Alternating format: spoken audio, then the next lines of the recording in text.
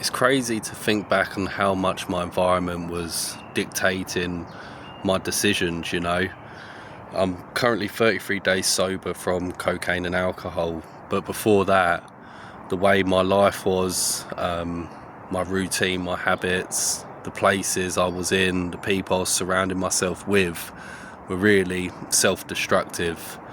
And the way I live now is completely different, completely done a 180, and changed the direction and the course that I'm moving in, because what I was doing before, the drink, the drugs, it was so destructive that enough was enough for me, But getting back to environment, the people that I was hanging around with, my friends, it was a hard decision to not, since being sober, to not really reach out to them as much, not see them if they're all going out, me not being there.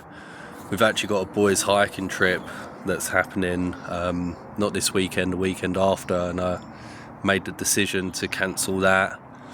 So I miss out on 140 quid for the hotel that we were staying in, our Airbnb, but the way I look at it, it's saving me a lot more than just that money, do you know what I mean? It's saving a relapse. Because what I've discovered, and when I was young and, 22, whatever I was really into motivational videos and listening to them and getting inspired and getting that, that urge and desire to do better. And all the motivational videos, always talk about, you're a product of your environment, show me your friends and I'll show you your fortune and stuff like that. And it kind of was through one ear out the other for me, because it didn't really affect me that much, or I didn't realise it was. And as time went on, I soon discovered that my friends were a huge reason why I was using cocaine a lot of the time, and alcohol, because we would just meet up and that's all we would do, have a few pints. Next thing you know, we're picking up and up all night chatting absolute waffle. And the environment is such a big one, being at the pub and who you surround yourself in particular. But for me now, it's a hard decision, innit, to walk away from friends, because they've been my mates since I was, year 3, 10, 11. And these boys, were a very close circle of mine, and I've been hanging out with them for, since then till now, 29.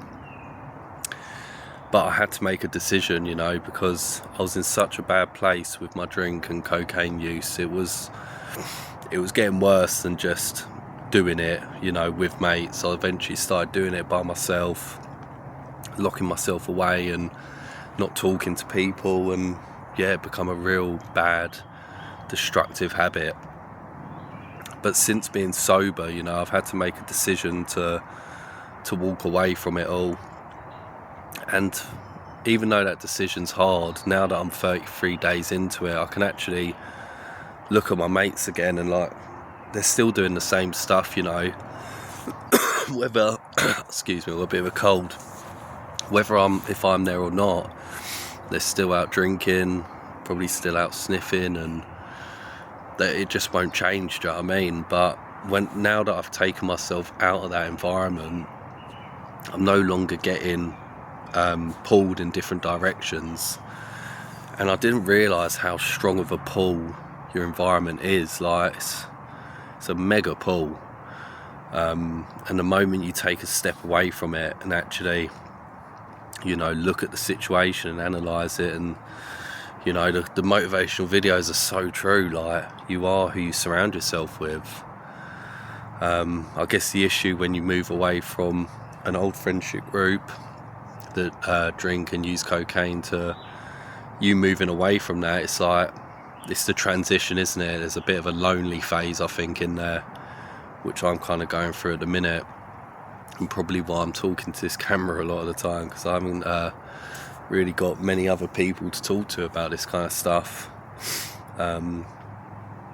So it's just about finding new people now that don't don't get around that kind of stuff, and it's I didn't realise how powerful it was, environment. It's now that I've had a lot of relapses as well, and tried to stop cocaine and alcohol a lot in the past, and it just never really worked for me, because I wasn't changing my environment. I was giving up, and then I was still meeting up with my mates, still going to the pub, drinking 0% beers, but really I was playing with fire. Do you know what I mean? I was setting myself up for failure, because, do you know what I mean? Who would ever go to rehab or something, and then you say, oh yeah, it's still alright to go out and be with their mates, but just stick to the zeros and stuff like that. It wouldn't happen. So I was playing with fire, do you know what I mean? And a lot of the time my house was like the sesh house, which meant that everyone come back to mine at the end of the night. So again, when I was trying to stay sober, there'd be people downstairs 2-3 in the morning, screaming, shouting, sniffing, drinking, and I was upstairs in my bed, and do you know what I mean? It just made it so hard for me. So I was playing with fire for a long time. But this time, when I got really bad, especially on my last relapse, because it was so bad, I think a lot of people got worried. And, everyone spoke to me and said, look, we understand that we were putting you in a hard situation, so we're not going to come to the house anymore and do that kind of thing there. So everyone's kind of respected that, and they've kind of left me alone in that sense, which is really good. And now it's just about me forever now staying away from that environment, which at the minute doesn't feel tough, but it's about doing that over the long run, isn't it? I feel like the first 30 days were really overcoming the emotional lack of emotional stability, which was really tough. The cravings, obviously. Excuse me. Feeling really ill. I've got loads of mosquitoes crawling all over me. But now, 30 days, them cravings have definitely gone away. The emotions are feeling better. Ow. But now it's time to keep up with the longevity side of it. I'm moving out of here, getting bitten alive. That is my plan now, to keep going with this positive environment. And I guess as well, for some people, environment might be the headspace in between your ears.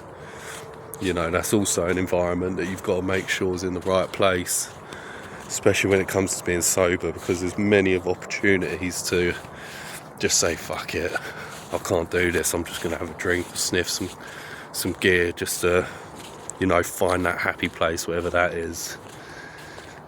But yeah, I guess the moral of the story is I'm in a lot better place now, because I've really worked hard at my environment to make an environment which makes relapsing so much harder. Whereas before I was just playing with fire, and that's why I could never really succeed at being sober. So if you're someone out there struggling with cocaine and alcohol, I'd say take a real good look at your environment and double down at making sure that is bulletproof. Because if you get your environment locked in, and then you're tackling the other things like boredom, finding new hobbies, finding ways to fill that time with things that give you a bit more, vision for a better future, then it's going to help you out a whole lot more. Anyway, I'm going to enjoy the rest of my walk in the fields. I'll see you next time. Peace.